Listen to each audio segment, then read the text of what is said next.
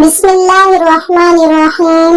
اللہ تعالیٰ کی بہت عظیم نعمت سورہ فاتحہ ہے۔ آپ اس سورت کے مضامین دل میں بٹھا لیں، پورا قرآن مجید سمجھنا آسان ہو جاتا ہے۔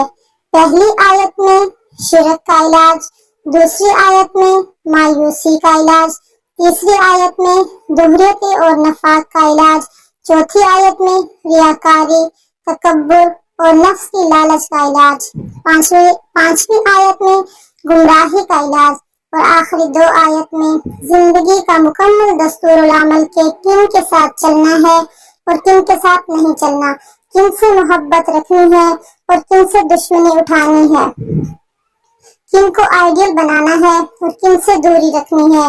بھائیوں اور بہنوں، کوئی بھی کام رکے اور اٹکے تو فاتحہ اسے کھول دیتی ہے۔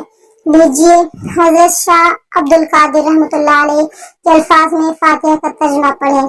سچی بات ہے، دل جھوم اٹھے گا۔ سب تعریفیں اللہ کو ہیں جو سارے جہان کا مالک ہے، بہت مہربان، نہایت رحم والا۔ مالک انصاف کے دن کا تجھی کو ہم بندگی کریں اور تجھی سے ہم مدد چاہیں۔ چلا ہم کو سیدھی راہ پر، ان لوگوں کی راہ پر جن پہ تو نے اپنا فضل کیا، نہ کہ وہ جن پر تیرا غصہ ہوا اور نہ بہکنے والے۔